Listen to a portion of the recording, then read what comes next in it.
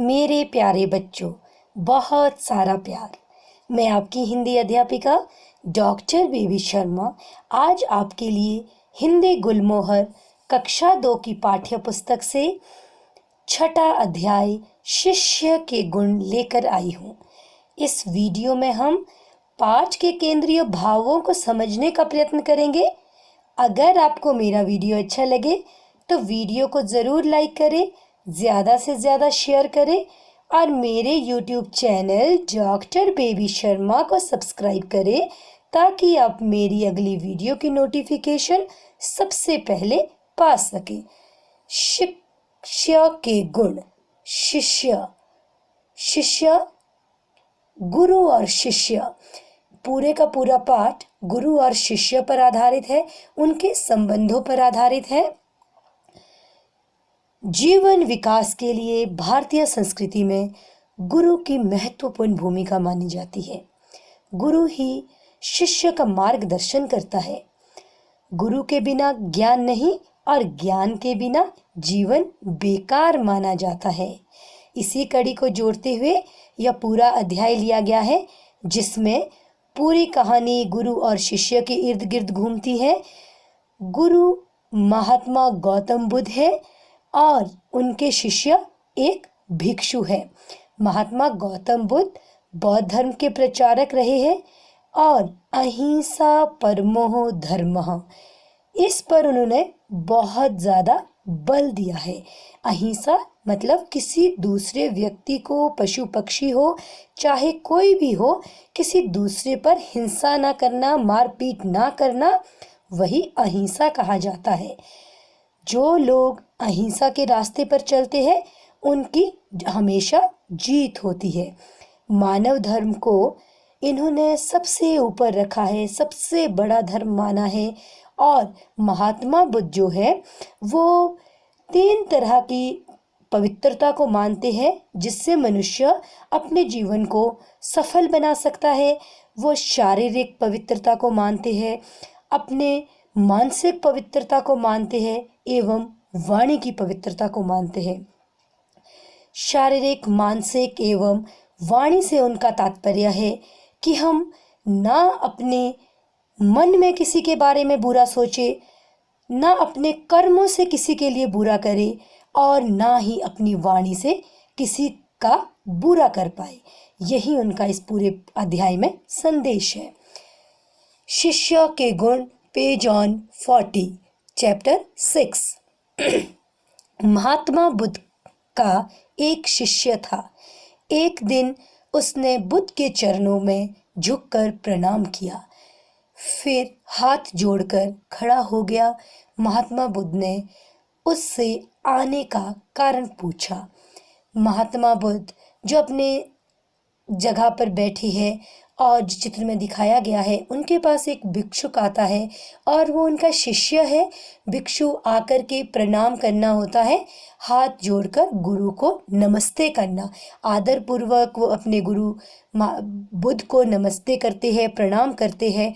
और महात्मा बुद्ध उनके आने का कारण यहाँ पूछते हैं, शिष्य यदि आप आज्ञा दे तो मैं देश में घूमना चाहता हूँ। शिष्य की इच्छा है कि अगर उनका गुरु ने आज्ञा दे तो वो पूरे देश में भ्रमण करना चाहते हैं। अब उनसे बुद्ध क्या कहते हैं, अच्छी बात है, किंतु तुम्हें रास्ते में अच्छे बुरे हर प्रकार के लोग मिलेंगे। बुरे लोग तुम्हारी निंदा करेंगे और उस समय तुम्हें कैसा लगेगा।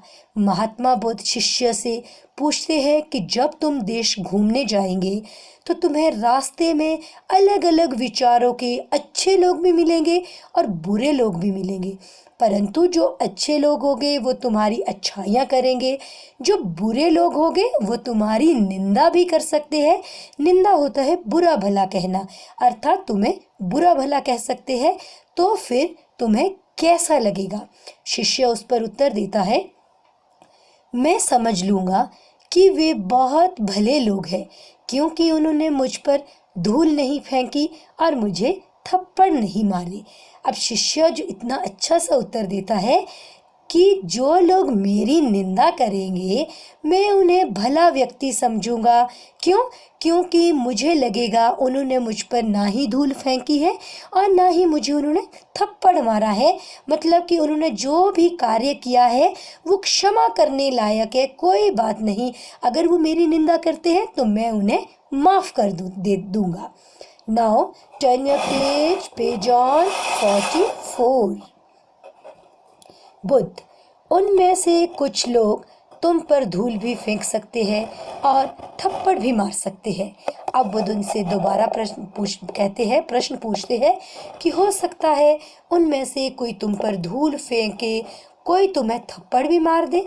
तब शिष्य उस पर क्या उतना अच्छा सा और सुंदर जवाब देते हैं कि मैं उन्हें भी इसलिए भला समझूंगा कि उन्होंने मुझे डंडे से नहीं मारा। वो उनके धूल फेंकने और थप्पड़ मारने तक के कार्य को भी माफ कर देना चाहता है शिष्य। और क्या कहता है कि मैं समझूंगा कि कोई बात नहीं, उनका अपराध छोटा सा है। चलो, उन्होंने मुझे थप्पड़ मार दिया पर डंडे से नहीं पीटा, मैं ये सोच करके उन्हें क्षमा कर दूंगा। अब बुद्ध इतना अच्छा सा अपने शिष्य का जवाब सुनते हैं और उनसे दोबारा पूछते हैं, डंडे मारने वाले भी 4-5 लोग मिल सकते हैं?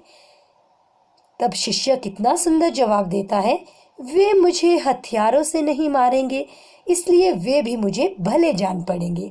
शिष्य कहता है कि उन्होंने मुझे डंडों से मारा, उन्होंने मेरे लिए तलवार इत्यादि का या किसी तरह के हथौड़े इत्यादि का, हथियार इत्यादि का प्रयोग मुझे मारने के लिए नहीं किया, इसलिए मैं उन्हें भला व्यक्ति जान करके उन्हें माफ कर दूंगा। बुद्ध दोबारा से उन्हें पूछते हैं, देश बहुत बड़ा है, जंगलों में ठग और डाकू रहते हैं, डाकू तुम्हें घायल भी कर सकते हैं। बुद्ध परीक्षा ले रहे हैं अपने छात्र की, अपने शिष्य की, और उनसे देखना चाहते हैं कि शिष्य के अंदर कितनी ज़्यादा क्षमता है, उस भिक्षु के अंदर कितनी ज़्यादा क्षमता है कि वह संसार के लोगों को, जो बुरे व्यक्ति है, उन्हें भी माफ़ कर दे। तो वो अपने शिष्य से कहते हैं कि हमारा देश बहुत बड़ा है, जंगलों में ठग भी रहते हैं, डाकू लोग भी रहते हैं, हो सकता है डाकू तुम पर हमला बोल दे और तुम्हें घायल कर दिए। इस पर भी शिष्य उन्हें बहुत अच्छा सा जवाब देता है। क्या कहता है शिष्य? वे डाकू दयालु जान पड़ेंगे क्योंकि उन्होंने मुझे कम से कम जीवित तो छोड़ा।